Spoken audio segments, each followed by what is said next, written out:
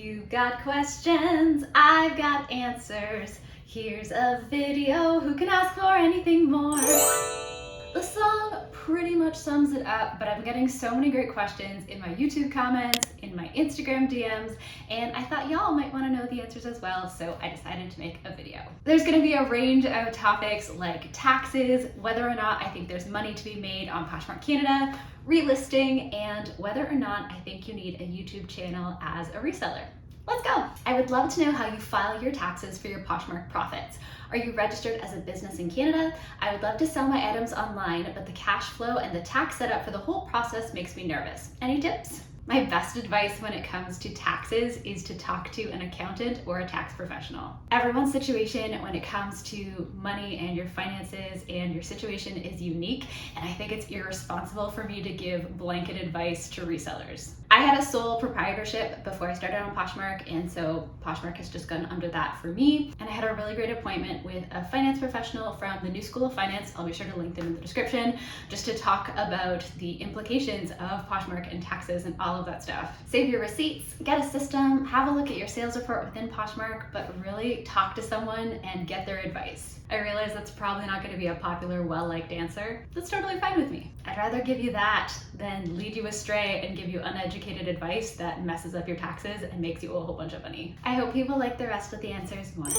Can you actually make money with Poshmark in Canada? I feel like we have such a limited audience in this country compared to the USA. What's your opinion? So my short answer is yes, I think there is an audience here in Canada. Let's break a couple things down. As of 2019, there were 328 million people in the US. Poshmark was founded in 2011, and I've seen a lot of numbers talking about how many users are on Poshmark. I think it's somewhere around like 60 to 70 million total, but most recent reports that I've seen say that there's about 6 to 7 active users on the app. And then in Canada, as of 2019, there were 37.5 million of us. Poshmark launched in 2019, and the last report I heard was that there was 1 million users, and that was at PoshFest, and so I'm sure it's just grown since then. There's fewer people in Canada, but the opportunity is still there. I think we're in such a great spot as more and more people become familiar with Poshmark, they hear about it, they decide that they want to join the app as a buyer or a seller, and I think it's just going to keep growing as the brand recognition continues to grow.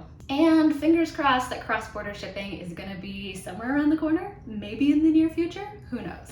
I'm not sure if the person who asked this question is already on Poshmark in Canada, but step one I think would be to get on the app and try it out and see how it works for you. And if you are on Poshmark in Canada and things aren't moving, have a look at what you're selling and see if there's any areas that you need to improve on. Take a look at your business model. Do you need to add more items to your closet? Do you need to change up the items that you're looking to sell? Do people want what you're selling? If you continue to be consistent and you improve on your listings and you really work at it, but it's still not working for you, there are other platforms that you can use in Canada. We have eBay, we have Facebook Marketplace, I think you can use Depop. There's other ones that are continuing to pop up all of the time. So there's lots of different ways that you can work at reselling here in Canada. My best advice would be to find that consistency for yourself and just keep going. Yes, I think there is money to be made here in Canada, and I'm excited to see how it continues to grow. I'm also really excited because Poshmark just launched in Australia, and they're where we were a couple of years ago, and so that will be really cool to see grow as well. As a new and part-time Poshmark seller, what is your suggestion on how many items to post every day? Or approximately how many hours should one dedicate to being a part-time seller? If you're new around here, hello, my name is Ashley and I am a part-time reseller on Poshmark based in Canada. I have 2 other jobs in addition to doing Poshmark and also having this channel. I like to keep busy. And I think whether you're a full-time seller or you're a part-time seller is challenging because there's never a shortage of work to be done. As a part-time seller, it's about fitting things into the pockets of time that you have. Maybe that's 1 hour a week, maybe that's 5 hours a week, maybe it's 10 hours a week. Figure out how much time you can and want to dedicate to your Poshmark business, figure out the tasks that you need to do, and go from there. I don't think there's a right or a wrong or like a one-size-fits-all approach because everyone's lifestyle is different. Oh my gosh, that's the theme of this video. Ashley is wishy-washy, but it's true. I think as a part-time seller, use the time that's realistic for you. What I love to do is batch work on the weekends, so I will take photos, I'll get a lot of listings going, I'll also do sourcing when I'm allowed to do that. And that way during the week, in the mornings or in the evenings, I can do things like list items to my closet, relist things, share, etc. I also like to take the moments throughout my workday that make sense for me to take on tasks that I can do in a short amount of time. So for me, that looks like sharing my closet. going to the post office, that kind of thing. As for the number of items to post each day, I don't have a recommendation because I am not consistent here. There are some days where I'll post a bunch in a day, or I'll get a bunch of drafts ready and then post a couple throughout the week.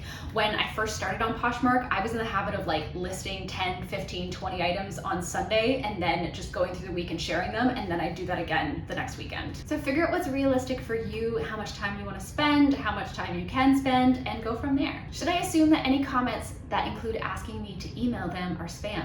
Yes. There's a little flag on the comment next to the reply button. You can press that to report it, but don't respond, definitely don't email them. It's just spammy stuff. You don't need to worry about it. I have never relisted items. Do you find it beneficial? I would be interested in hearing your thought process on why you do it. A big yes to relisting. Relisting is kind of like re-merchandising or freshening up your Poshmark store. I recommend paying attention to how long things have been sitting in your closet. You can do this by downloading your inventory report or keeping track of your listings in your own spreadsheet. If something has been sitting there for 60 days, 90 days, 120 days, maybe a year, I don't know, a long time, it might be a good opportunity to freshen it up and get some new eyeballs on it. When you have a look at listings that have been sitting there for a while, ask yourself if you can improve them in any way. Do your photos need to be improved? Does your title need an improvement? Does your description need an improvement? Is there anything that you can add to the listing? How's the pricing? Does it still compare to when you first listed it? Have a look at all of those factors. And then what you can do is you can use the copy listing feature and copy the listing and start it fresh. You want to readjust your title because they'll put copy at the beginning of it and you want to take that away. The awesome part about this is if the listing is more than 60 days old and you relist it in this way, Poshmark will actually put it in the just in category, and that will get some new fresh eyeballs on it and help to improve the chances of the item selling. I actually just sold a dress yesterday that I bought a long time ago and has been sitting in my Poshmark closet for a long time, and I recently relisted it and I'm really happy that it sold. I think it's great to have a look at your listings probably every month or two to see if any of them need relisting, freshening up, or if there's a way that you can improve them, and that will help you make more sales. Would a ring light be helpful in taking pictures of my items? I've been thinking about getting one and have a cute idea for displaying my items, but I'm having trouble with lighting. Great lighting can be a game changer for your photos. When it comes to Poshmark, I'm a really big fan of starting with what you've got. And if you have access to natural lighting, definitely use it because it's free and it makes the items look great. But I realize that that's not accessible for everyone. So that's where something like a ring light or a box light can come in handy. A ring light or soft boxes are definitely an investment, but they're not as cost prohibitive as they used to be. They're much more accessible. I'll list some down in the description box that I know people know, like, and trust and use in their reselling business. So I would say, yes, a ring light can definitely help you take better photos, especially if you don't have access to natural light or you have to take your photos at a time where natural light just isn't available. Does making YouTube videos help your sales, or can you do without it? You can totally do without it. I would also say that you could probably do without an Instagram, and that's coming from a person who has both of those things and invests time in both of them as well. There are tons of resellers who don't use social media and have thriving businesses. I decided to start my YouTube channel dedicated to reselling because I noticed that there weren't a lot of Canadians talking about Poshmark when it first launched. And then I connected with the community, and I really like YouTube, and it was a fun way for me to get involved. So that's why I have my channel. It's probably helped me to make maybe 5 sales. I'm not actually sure, to be honest. I honestly can't say that having a channel has helped to increase my sales. But I've learned a lot from YouTube, and it has definitely helped me to connect with more folks in the community. The same for Instagram. I think more people know that I am a reseller as a result of my Instagram, but I don't think it directs a ton of traffic to my Poshmark closet. I'd also say that as a part-time reseller, having a YouTube channel, having an Instagram eats into the time that I have for my Poshmark business. So I would say it really depends on what your goals are. If you're looking to educate folks about Poshmark and reselling, if you're looking to share your knowledge, if you're looking to connect with the community, if you're looking for another stream of income, YouTube and Instagram and those kinds of social media things can be really positive, but they're not a must-have. And so far, I haven't seen a direct correlation between having a YouTube channel and making more sales on Poshmark. But I'm still happy to be here, and I appreciate all of you being here. I just started listing things on Poshmark. Any tips on how to make sales?